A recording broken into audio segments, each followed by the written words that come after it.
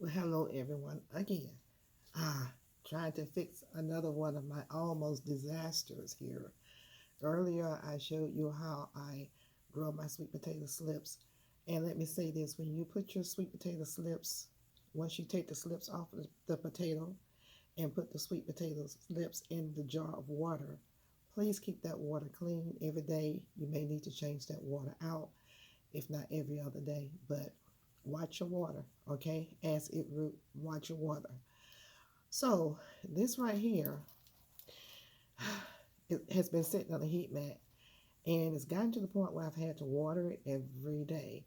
But what happens is your plants start to grow, and the more they grow and the bigger they get, the more water they're going to need. And then you have the heat mat, which they do need, and I have the heat light on top of them. So they start looking like this after the water is not there anymore. The heat gets to them, and this is every day I'm having to water them. So it's time for them to come out of this little cell. The problem you have with cells is that some things grow faster than others. So, like this is a bell pepper here, and I don't know what this is. Let's see. Let me look at my map. This is a butternut squash. Here we have a regular squash and a bean, contender bean.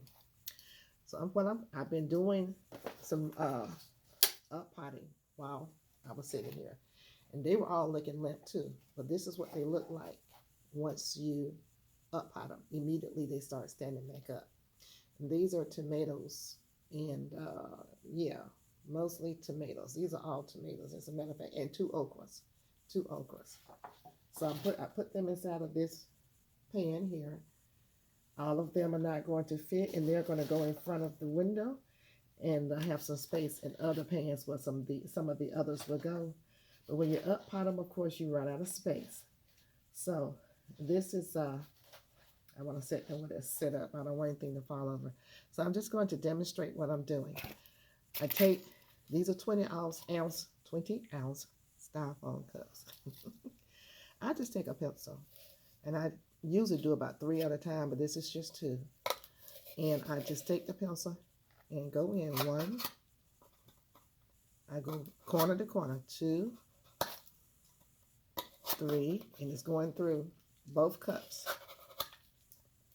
4. And you can do however many cups you want, and that way you have your hose. And if one hole didn't come through, you just look at it, punch it, punch it. I wasn't punching hard enough. I usually do. You don't have to do 4 holes. You can do 3, or you can just do 1 in the center. It's left up to you. I do 4. If you really want slow drainage, just do 1 or 2, and that saves you on watering. But you don't want them to become not root bound, but root rot. So that's why I do 4. So I have some Miracle Grow indoor potting soil here. This is just peat moss. I've shown you what I use, which is the seed soil from Miracle Grow. No, Jiffy Mix seed soil. But when you up pot it, they need more nutrition. This has nothing in it except for what you give it when you water it once it gets old enough to qualify for a very light feeding. But when it's time to up pot indoors, even though the Miracle Grow indoor soil is supposed to be sterile, I still take some boiling water and, some water and let it boil. Pour it into the bag. Now, this is the bag right here. This is the Miracle Grow bag, indoor potting soil. I set that bag inside a bag. And I set this bag inside a pot because the water is hot, just in case I come and pour it in there too soon. Sometimes I let it cool down just a little bit. And in case there's an accident, it will go in here and not on the floor. So while I have this up here, I'm going to go on ahead, and this will be for, I'm not going to do this bell pepper because it's still small, but I will do this butternut squash.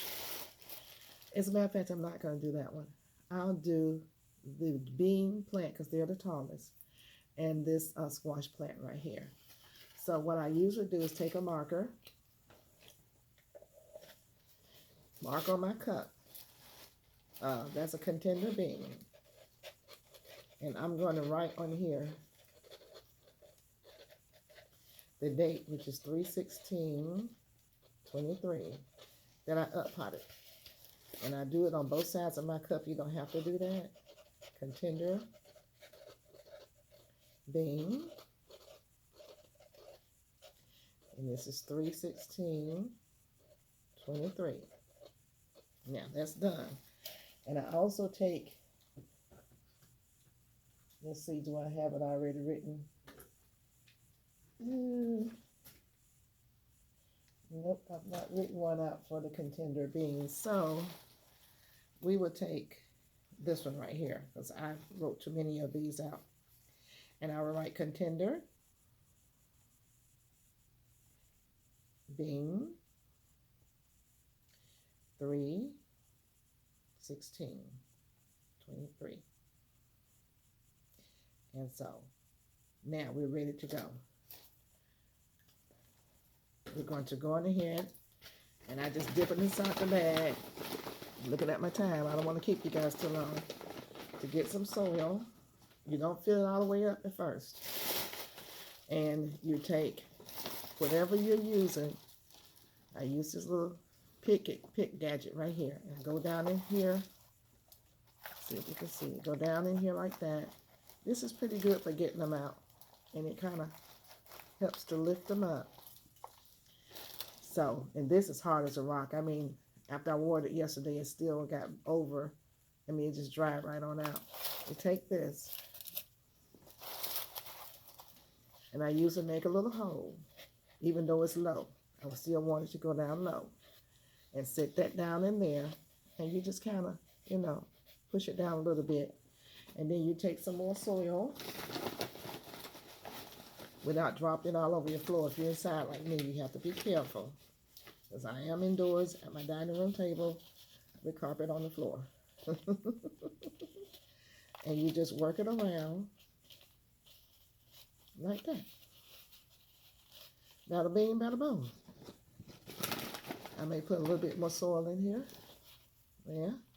You don't really need to go too high, because, you know, you need to stop at where the soil level was inside of this container. And I just take, that's it. And you do all of your, everything like that. With 7 minutes, we will do this one right here will be the squash. So we're going ahead, and once again, I'll do 2 demonstrations, and that's all you guys need, because you're very smart. You're very, very smart. You don't need me to do it all the way. So, but the squashing, you know, I'm going to write on this later, but I just want to go on ahead and do one more demonstration. This is the squash. Let me show you, get it where you can see it without getting the soil on my floor. This is the squash. I'm going to pick down in here. Ooh, it's so dry. I don't fall. It's hard as a rock. Go down in here and pick it out. And sometimes you can just take it and scoot it up with it from the bottom. There you go. Bada bing, bada boom. I'm going to make a little hole in the cup and sit this right here.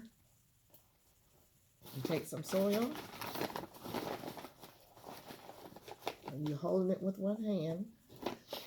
And just put that soil down in there, push it all the way around it, have it where it will stand up, and take these little cotton leaves off, the very first leaves that came on there, take those off. I was hearing some noise, I'm sorry. And then you just push it down. And see how limp that is? Once I water it, it's going to stand right up. All it needs is some water. But because it was in these small containers, these small cells, you know, they dry out real quick. Now that is in this 20-ounce cup, I won't have that problem. They won't be drying out that quick. And there you go. So once I water it, it'll stand straight up. So that's what I came to tell you. That's what I came to show you. How to revive your plants once they dry out. You just do this method and up pot them, give them some water, and they'll sprout right up. The problem you may run into if you don't have a lot of space like I don't, I have to make space. You just have to improvise. So anyway, I want to thank you guys. Hit the like button if you like the information that I have shared with you today. And I'm going to get with these other limpy plants here and do the same thing to them. So you guys have a blessed evening. Don't forget to bring somebody along the next time with you. Tell them about Georgia Peachnut. And I'll see you in the garden. Thank you. Bye-bye.